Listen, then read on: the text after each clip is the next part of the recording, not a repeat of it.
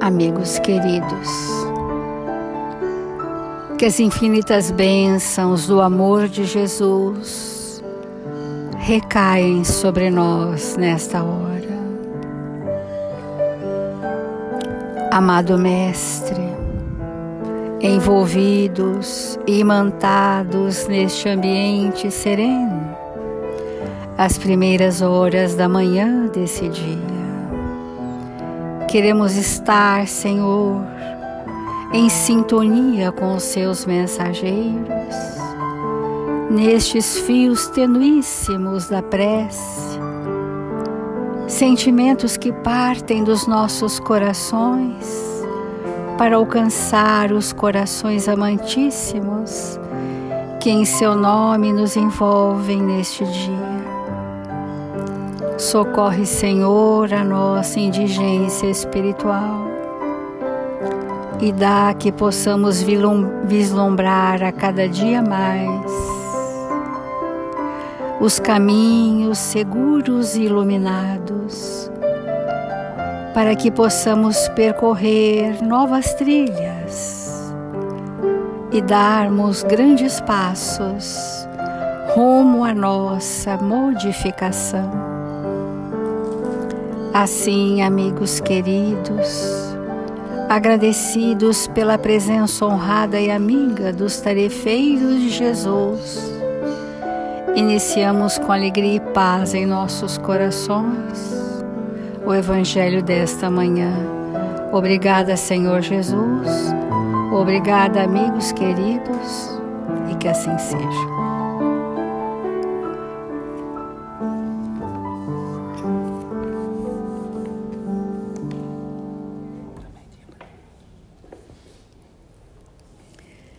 Do Evangelho segundo o Espiritismo, do capítulo 11, amar o próximo como a si mesmo. E o item que nós estamos refletindo é a fé e a caridade. Deus nos criou para sermos felizes na eternidade, ou seja, na vida como espíritos, porque estamos fazendo experiências terrenas redentoras, sem as quais não há possibilidade de progresso. No estágio evolutivo do planeta Terra, a evolução se faz tão somente ou mais intensamente enquanto encarnados. Então, a vida terrestre deve servir unicamente, vamos grifar essa palavra, unicamente e não eventualmente.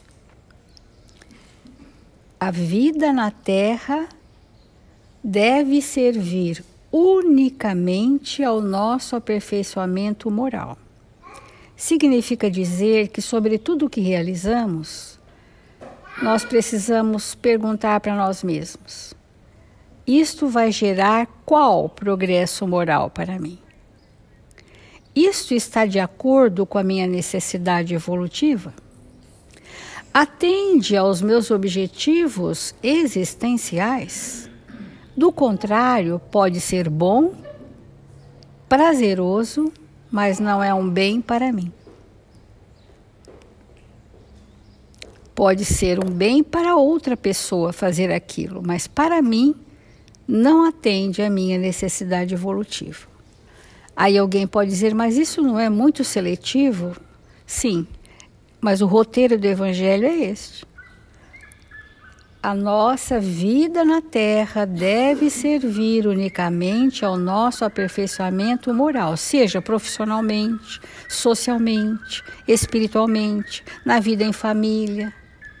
Em todos os contextos em que o espírito está inserido, ele precisa sentir se aquele tempo, aquelas horas, aquela situação atende às suas necessidades de aperfeiçoamento moral. Se não for isto, são nulidades. E nós, na nulidade, nós perdemos grandes oportunidades. Esse é o nosso momento. Então, aqueles momentos em que nós estamos totalmente perturbados, nós estamos perdendo aquele tempo. Os momentos ociosos, nós perdemos aquele tempo. Nos momentos em que eu escolho viver com situações que nada me acrescenta, eu perco aquele momento. Se o talento mais precioso do espírito é o tempo, que todos recebemos, no limite reencarnatório, o que eu tenho feito da minha existência na Terra? Então, a existência na Terra é também um meio de vos aperfeiçoar em vos exercitando na caridade, porque não é senão a força de concessões e de sacrifícios mútuos que podeis manter a harmonia entre elementos tão diversos. Eu sempre tenho falado que a palavra sacrifício, ela é muito própria do espírito que já está no tempo de evoluir. Porque o espírito que ainda está muito vulnerável ao mundo, ele não é capaz de dar testemunhos. E está num momento de receber. Mas nós estamos falando ao trabalhador espírita cristão que esse aperfeiçoamento só se faz à força de renúncias e sacrifícios. Entretanto, diz o Evangelho, tendes razão afirmando que a felicidade está destinada ao homem nesse mundo se a procurais não nos prazeres materiais, mas no bem. Esse aqui é o auge do que nós estamos falando, que é o ato de servir. O ato de servir é diferente do ato no bem. Eu posso fazer gentilezas e isso, ser prestativo. É o ato no bem e é grandioso para o espírito. Mas o ato de servir, que é disponibilizar do que sou, para que o outro se mantenha nas mínimas condições que já temos, e isso seja um bem para mim, não para o outro. A felicidade está em fazermos o bem. A felicidade está destinada ao homem não nos prazeres materiais, que são necessários porque estamos encarnados, mas isso não gera felicidade, mas no bem. Então, a história da cristandade fala de mártires que foram ao suplício com alegria. Hoje, em nossa sociedade, não é preciso, para serdes cristãos, nem o holocausto do mártir, nem o sacrifício da vida, mas única e simplesmente o sacrifício do egoísmo e do orgulho e da vaidade em consequência.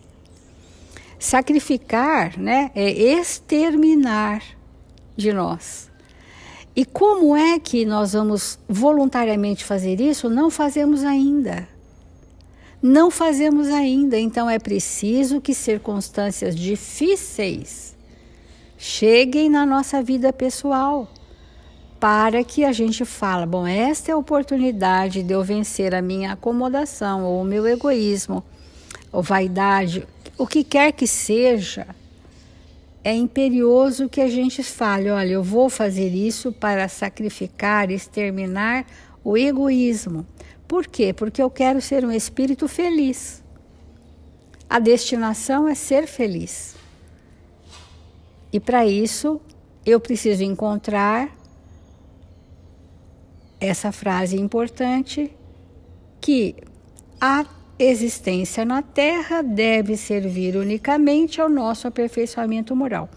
E pasmem que no mundo espiritual, alguns de nós fomos bem preparados para isso. Bem preparados. Passamos uma temporada de algumas décadas com Eurípides, por exemplo, para que as nossas más tendências fossem esclarecidas para serem resolvidas nesta reencarnação. É para isso que nós viemos. É para isso que nós temos acesso à doutrina espírita. É para isso que nós temos trabalhos no bem, oportunidades de. É para isso. Então,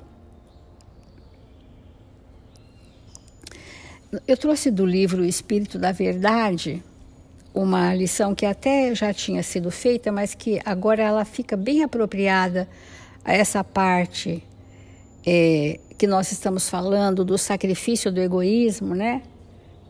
Em nós. Diz assim: se você quiser, é uma mensagem de André Luiz. Diz você que o mundo é um amontoado de males infinitos. Todo dia nós estamos falando isso. Nossa, que horror, está muito ruim, e está difícil, e não sei o quê, né? O mundo está muito mal prevalecendo no mundo. Nós dizemos isso.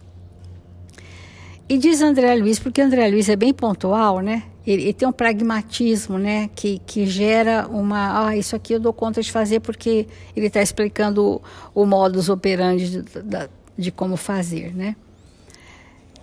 E diz assim: entretanto, se você quiser construir o bem na própria alma, respirará desde agora na faixa do mundo melhor que surgirá em si mesmo.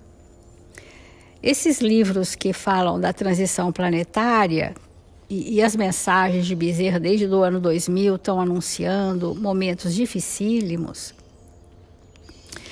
Nós podemos fazer uma escolha: estagiar o pensamento nessa faixa vibratória e nos arrastarmos pela massa amorfa sem discernimento da humanidade que age inconscientemente, ou nós podemos criar um mundo íntimo feliz, construir o bem na própria alma e respirar em mim mesma.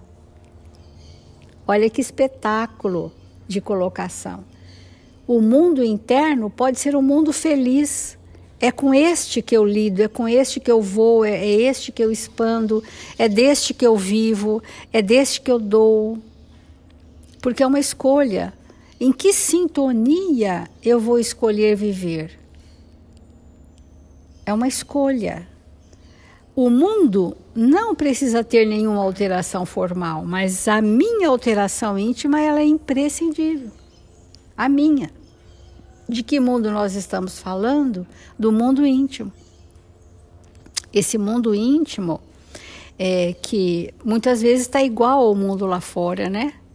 A gente tem falado muito isso quando nós estudamos o livro No Rumo do Mundo de Regeneração, a gente falou bastante que quando eu demoro o meu pensamento numa catástrofe moral, eu já estou alimentada daquilo, eu já puxei para mim aquela vibração e já estou lá, eu já estou fazendo aquilo, eu já estou vivendo a situação e estou congestionando o meu perispírito daquelas vibrações. E essa vai ser a minha sintonia. É como se nós estivéssemos fazendo uma trilha num caminho que houvesse abismo dos dois lados e que só coubesse os nossos dois pés. E a vacilação nos faria cair de um lado ou de outro. E a sintonia no bem nos manteria conduzindo a travessia de um processo muito difícil que a humanidade está passando. Mas a escolha é nossa. Outra situação de queixa. Nós estamos falando do ato de servir, né? Diz você que a casa onde reside é uma forja de sofrimento, pela incompreensão dos familiares que lhe ignoram os ideais.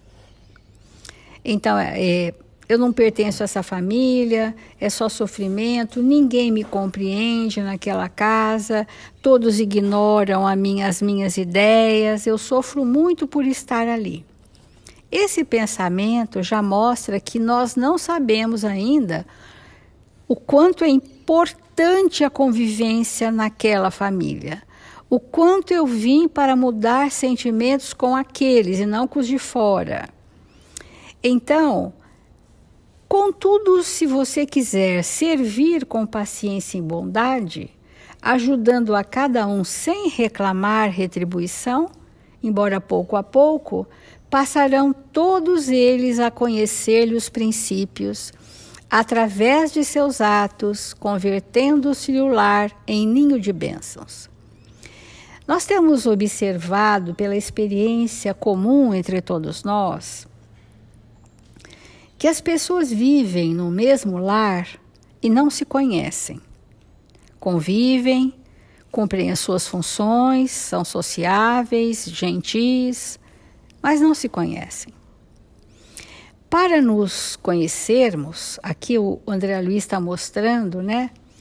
Se essa casa é uma forja, família, de sofrimento, incompreensão dos familiares, como que nós vamos aprimorar isto? Servindo-os. Isso é vencer o egoísmo. Ao invés de queixar, ninguém me ama, ninguém olha para mim, ninguém me compreende, eu estou no puro egocentrismo. No momento em que eu vejo os meus familiares são tão necessitados quanto eu, e não há diferença nisso, e eu passar a servi-los com paciência, com bondade, ajudando a cada um, sem reclamar recompensa nem retribuição, nós vamos desmobilizando essa crosta do egoísmo. A gente vai craquelando essa carapaça fluídica densa pela força do ato de servir, aqui no caso, com paciência e bondade, até que nós nos sintamos conhecidos pelo bem que realizamos e pelos sentimentos que construímos. Essa é a nossa oportunidade. Através do que? De atos, convertendo-se o lar em ninho de bênçãos, né? Isso é uma função de todos nós. Converter o lar num ambiente espiritual agradável, esperando o quê? Nada, doando o quê? O que trouxemos de melhor em nós. Uma outra situação que André Luiz coloca é conhecerem-se profundamente. Diz você que a ingratidão mora em seu campo de trabalho, transfigurando-o em lugar de suplício. Então a gente vai sair do lar e vamos para a vida profissional. Nova reclamação. As pessoas são ingratas, ninguém reconhece o meu esforço, o meu trabalho é tão bom, nunca recebi uma valorização. Então, aquele ambiente passa a ser, segundo André Luiz, um suplício. Todavia, se você quiser consagrar-se ao próprio dever, com humildade e tolerância, observará que o seu exemplo granjeará o respeito e o carinho dos outros, transformando-se-lhe a tarefa em manancial de alegria. Às vezes, nós temos no planejamento reencarnatório um tipo de atividade profissional que será eternamente aquela, e eternamente no mesmo lugar, eternamente assim, enquanto dura a nossa existência na Terra, porque no planejamento reencarnatório profissional, do ponto de vista profissional, é ali que nós temos ajustes. É ali que nós vamos desenvolver honestidade, nós vamos desenvolver responsabilidade, nós vamos desenvolver o senso de justiça, nós vamos desenvolver o senso de fraternidade, de cooperação mútua, né? Nós vamos eliminar de nós a competição, a inveja, a deslealdade. Olha só que espetáculo que é o ambiente profissional para o progresso moral do espírito, que o Evangelho acabou de dizer que o único objetivo na Terra é o progresso moral. Mas o meu progresso moral se faz numa situação diferente do outro, porque o que eu preciso, muitas vezes, é fazer da vida profissional uma vida que me gere construções de sentimentos. E às vezes é no ambiente profissional, às vezes é no ambiente da casa espírita, às vezes é socialmente, enfim, às vezes é na família. É este discernimento que nós temos que ter, porque progresso moral é para toda a humanidade, mas aonde o meu progresso moral se fará? O meu progresso moral se fará contraponto da minha principal dificuldade. No contraste da minha principal dificuldade. É ali que eu estou construindo sentimentos. Diz você ter perdido a fé ante aqueles que ensinam a virtude sem praticá-la. Porque isso é um processo bem complexo, porque nós temos muitas pessoas que falam do que não vivem, que indicam caminhos que nunca percorreram, que prescrevem a fé, que a fé não se prescreve, a fé se edifica. Então, isso pode gerar uma incredulidade nas pessoas, pela incoerência da postura daquele trabalhador, pelas decepções que nós temos, pela parte humana daquela pessoa que é tão inferior quanto mim mesma. Então, essas decepções, no entanto, se você quiser, cumprirá com tanto devotamento às próprias obrigações, que a fé lhe brilhará no coração por fonte de júbilo intransferível. Então, cumprir com devotamento os seus compromissos, as suas obrigações, os seus deveres, edifica em nós a fé. E não esperar que o outro que está falando comigo demonstre a fé dele. Isso não importa. Importa se eu faço do conhecimento adquirido uma experiência ou não. Isso é que importa. Não importa se o outro está dando ou não a coerência do testemunho. Importa que o que eu tenho feito com as oportunidades que recebo, o que eu tenho feito com os talentos a serem multiplicados, né? O que eu tenho feito do objetivo da minha existência na Terra. Então, o devotamento compõe, a abnegação, devotamento e sacrifício fazem parte da estrutura íntima do verdadeiro cristão. Então, o verdadeiro cristão, o trabalhador espírita cristão, ele precisa ter construções como obras que foram geradas, as obras foram geradas pelo sacrifício dos interesses pessoais. As obras foram geradas pelo devotamento, as obras foram geradas pela abnegação. E é esta obra que é o patrimônio do Espírito, que nós vamos transitar no mundo com este patrimônio, que são as obras do verdadeiro cristão. Diz você, são várias situações, que não dispõe de recursos para ajudar ao companheiro em luta maior, porque faz parte da ociosidade do espírito dizer, mas quem sou eu? Eu nada sou, eu nada posso. Esse é um estado ainda da inoperância do espírito, porque todos nós temos tesouros, né? Todos nós temos uma moralidade, construções de sentimentos felizes. Então eu digo assim, eu não consigo ajudar ao companheiro em luta maior. Aí diz André Luiz, contudo, se você quiser repousar menos alguns minutos em seus lazeres de cada dia, poderá converter algumas horas, cada semana, em auxílio ou consolação para os semelhantes, conquistando a simpatia e o concurso de muita gente. Eu tenho visto nesse movimento pandêmico, né, as pessoas estarem refletindo sobre as suas ações com o próximo, nos perguntarem, onde que tem um trabalho, eu preciso fazer um trabalho, nossa, me dê um trabalho. A gente fica olhando assim e pensando, ora, o trabalho é em todo lugar. Se eu estiver pronto para esse trabalho, na casa espírita surgirá um trabalho coerente com o meu momento evolutivo. E não aquele que eu desejo, porque acho que aquele é o trabalho que eu preciso realizar, quando muitas vezes não é. Então, onde tem dor? No alcance dos nossos braços. Onde tem sofrimento? Né? Então, às vezes, nós deixamos de fazer alguma coisa no lar para querer fazer uma vez por semana na periferia, porque aquele nós não temos envolvimento. Nós temos compaixão, Então é bem complexo essa questão, né? Se eu, na vida pessoal, esse mundo íntimo, tiver realmente construído, o próximo é o nosso caminho para Deus. Então, não se queixe de circunstância alguma.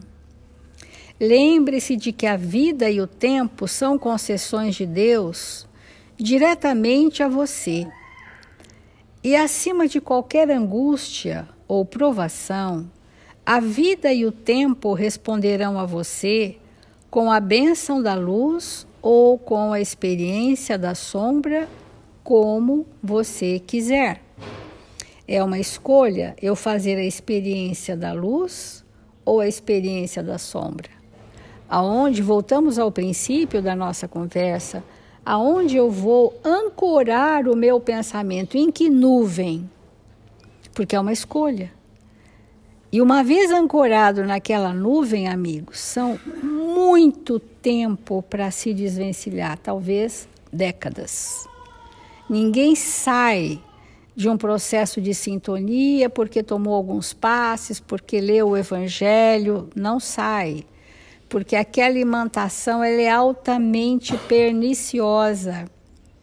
E para você mudar a polaridade dessa sintonia, é um trabalho hercúleo de todos nós. Por isso que uma das reflexões que a gente faz, né, amigos, nós vemos os jovens mal saídos da adolescência, profundamente ingênuos, profundamente sem discernimento, mas sem maldade no coração ainda, e vão nesta psicosfera do que está acontecendo com o mundo e fazendo o que todo mundo faz, porque se todo mundo faz, eu faço também, e vão entrando numa situação que muitas vezes torna-se irreversível para aquele espírito na Terra. Eu tenho visto isso com extremada tristeza. Um arrastamento, aquele espírito não precisava ter feito aquela escolha. Ele não precisava estar ali. Mas a gente, sem condição de controle sobre nada, né? Cada um tem o seu mundo íntimo.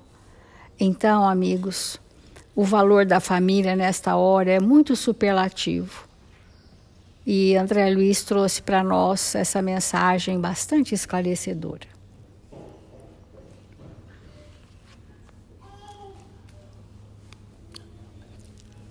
Então nós vamos encerrar o Evangelho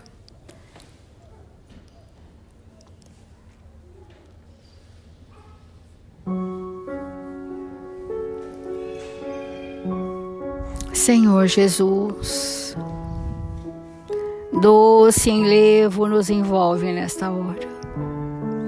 Espíritos suaves depositam em nossos corações singelas flores e caminham em direção a todos os necessitados, registrados em nosso caderno de vibrações,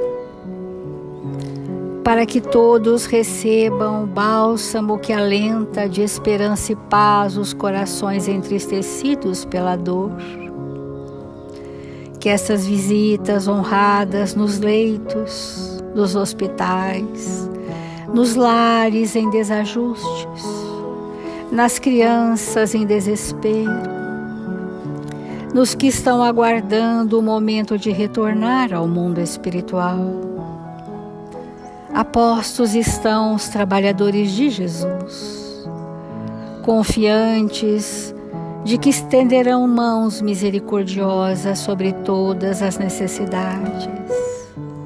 E nesta confiança, Senhor, pedimos pelo nosso planeta, para que haja concórdia, fraternidade entre os povos, entendimento entre os corações que zelam pelos patrimônios da humanidade. Que Jesus alcance essas consciências, direcionando a cada um ao rumo da perfeição. Assim, amigos queridos, com alegria e paz em nossos corações, encerramos o Evangelho desta manhã dizendo: glória a Deus nas alturas, paz na terra, boa vontade entre os homens, hoje e sempre.